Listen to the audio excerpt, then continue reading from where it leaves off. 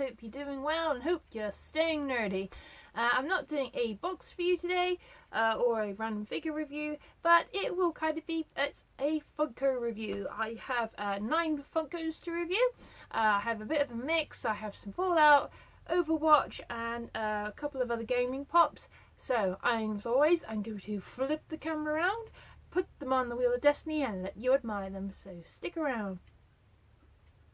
Okay guys, so first up on the magical plinth, we have one of my favourite franchises at the moment in Funko and gaming, and that is Fallout 4. This is 164, and this is Piper. Obviously, if you haven't played Fallout 4, Piper is one of the companions that you later meet in Diamond City. And yep, she's basically a news reporter, and she sort of agrees if you help her, she'll help you find your son who's missing from the beginning of the game. And yeah, so it's just a pretty standard pop, but she's just in her basic outfit. Obviously, she doesn't really change outfits because you can't in the game. She's got a classic, like, classy cigarette. And yeah, there's not much detail to it. I would have liked it if they added a bit more weathering to her clothing, like added some like scratches or just different colours or dirt. It would have made it pop, no pun intended, a little bit more. So I was umming and ahhing about getting this Funko, but they had it in the shop. I got this in the comic book store in my hometown in Swindon, and they had a free 30 offer. And this was the only other one out of their sort of Funko sort of selection I really wanted. So I have Valentine, Cogsworth, Paladin Danced and Liberty Prime. Obviously I've got both variants, Chase and Standard. I just need the Exo 1 Power Armor, and then I have this wave. The only other main ones I've got to get are the Pit Boys, or Vault Boys. Yeah, there's a whole set of all the attributes, so or specials. But I don't know if I will or won't collect them, because it's pretty much just for them all repainted or with slightly different arms. So again, it's kind of a nah situation. But anyway, on to the next pop. Okay guys, so next up we have the Five Nights at Freddy series of Funkos. I literally just bought this one today in Toys R Us because I saw a lot of sort of commotion going on the Funko site that they had some chases of the Chica Cupcake. Fortunately I didn't find any. It was pretty much ramshacked, and all they had left were standard Freddys and Bonnies and Chicas. But luckily they had one Foxy left, and this is a exclusive edition. This is a glow in the dark, so I think this might be a Hot Topic exclusive. I'll have to double check. But Foxy's probably one of my favourite characters from the franchise, mainly from the first game, because I found that one always scared the bejeebus out of me. Especially jump scares. I'm terrible for jump scares. So as you can see, it's a slightly different colour than the standard Foxy. It's not matte. Obviously, where it's a glow in the dark, it's a slightly more see-through sort of material, obviously because it's glow in the dark, it's different chemicals, but I still like it. It's still got the elements of the original character to it. Oh, excuse if my camera's a bit blurry at the top, it won't focus for Toffee. Every time I move it, it just goes out of focus. I'm sorry about that. So yeah, there is Nightmare Foxy from the 3rd game of the franchise, but I still like classic Foxy. In my opinion, it's still my fave. Yeah, the earliest memory I have of Foxy was when I was watching Markiplier's playthrough for the first time, and this was Foxy's first jump scare. Basically, he appeared through the door and screamed, and I literally looked up, heard the noise, and literally I screamed like a little girl, and my parents ran up thinking I was hurt or in pain. So yeah, I kind of learnt my lesson. Don't watch Five Nights at Freddy's playthroughs when your parents are asleep, because you'll piss them off. So yeah, so that is little Freddy, my little Foxy Funko. So he will be in pride of place in my gaming collection. So on to the next Funko. Okay, so this is more of a set rather than individual Funkos. This is probably one of my favourite top 10 animes, and it's Death Note. And they literally just revealed the new Netflix trailer for the movie that they're bringing out in August.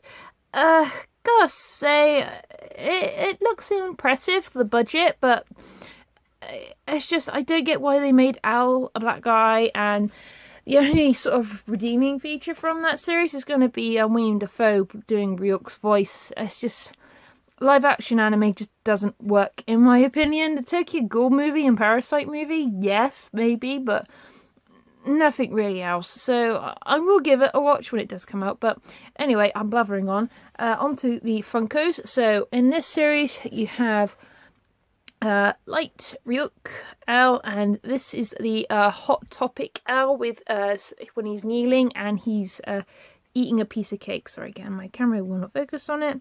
So I will be getting the Hot Topic one in August, I think, from my buddy Ruben, from his site, because he can get some really good variants. So I'm just going to bring it up because obviously they're all on the wheel. So this is the first one. This is Light, the main protagonist. If you've never watched Death Note, if you haven't, you should, because it's a damn good anime. So he's just in his standard school uniform and holding the Death Note. So yeah, I'm really impressed that they managed to get the text on the notebook just right. Sorry, my camera will not fucking focus. And yeah, he's just a very plain looking character, so nothing overly special about this pop. It would be an odd sort of variation if they did kind of like what they do in the anime. They make the protagonist a different colour when they're sort of facing each other off. So if they did like a red or blue variant of Al and Light, that would probably be interesting. But it's just an idea. So yeah, that is Al. Light, sorry, wrong guy. I'm going to have to put him here because he was kind of being balanced by the other two. So so next up we have Al. Sorry, I'm not focusing very well. So yeah, as you can see, he is considerably a lot paler than Light is. Obviously, because he's highly anemic, he pretty much lives on a diet of just cake and sugar, and anything he drinks pretty much has to be loaded with sugar cubes. So yeah, not a very healthy diet. And he's just in his scruffy sand pose because all he ever wears is jeans and a white t-shirt. Probably the easiest cosplay ever. And yeah, he's got his sort of standard scruffy hair. So I really like this pop. I like that they've done this sort of grey shading around his eye to show that he's always sort of tired because he barely sleeps, where he's always doing investigations for other police police around the world, basically, because he goes to Florida and California and all over the world.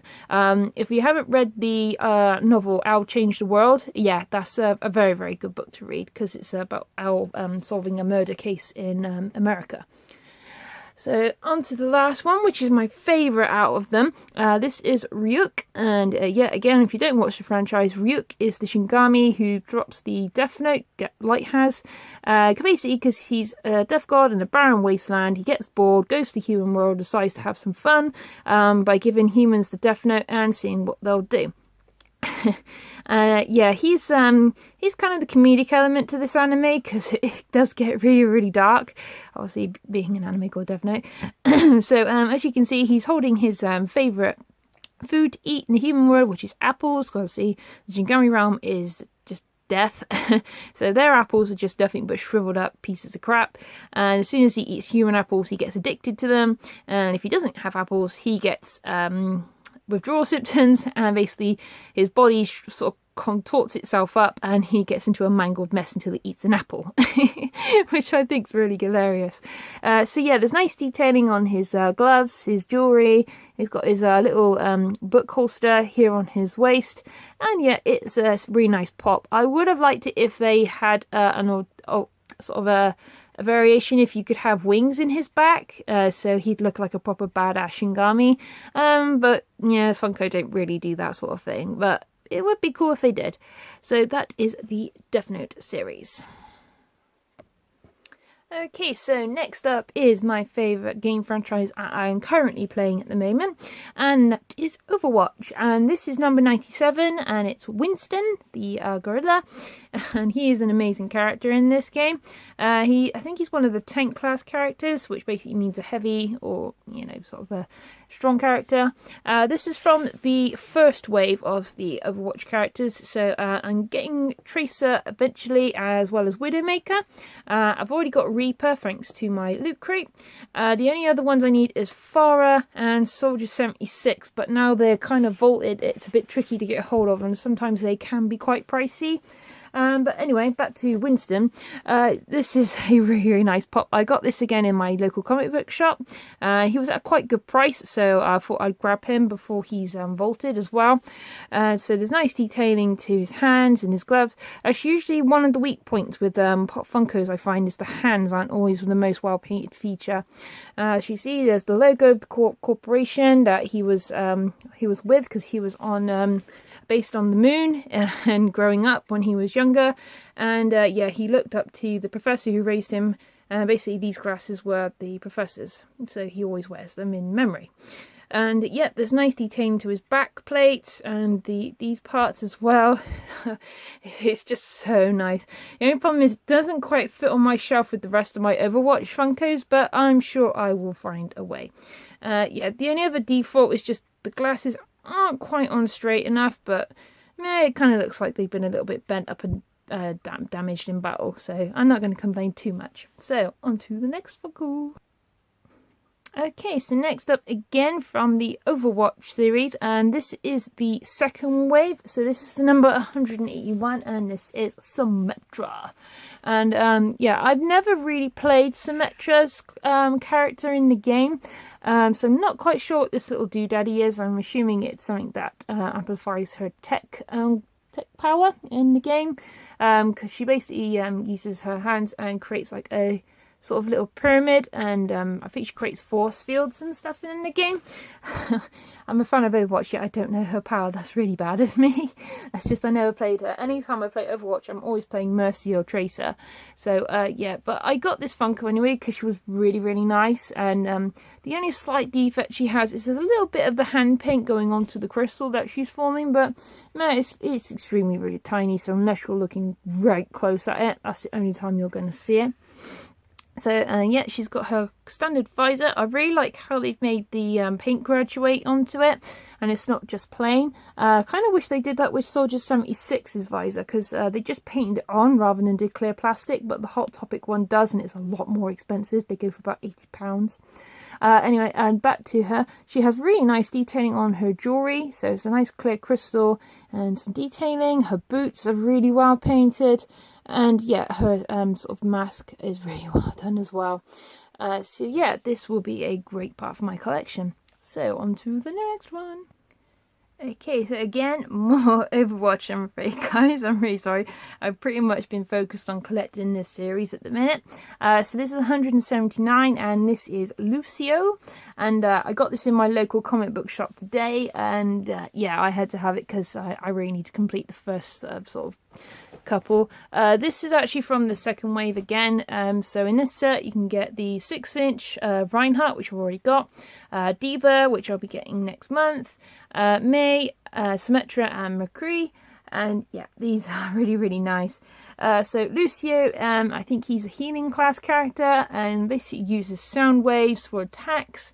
And yeah, he skates around, and he's really, really cool. His voice actor is an incredible voice actor, and he's such a nerd. I follow him on Instagram and Twitter and Facebook, and he is just so funny and really nice. And he does a lot of giveaways for the Funko Pops as well. I did join in his live stream last week, and unfortunately I didn't have any luck, but I got him now anyway. So again, like the Symmetra one, has a similar visor, but this one's a slightly mistier plastic. I think it would have been better clear, but meh, it still makes it stand out. So he's got his classic green, neon and blue look, and there is his blaster, which he uses to sound energy waves. And when he's scooting along, he leaves a green trail, which basically heals people behind you, which is a really, really cool feature.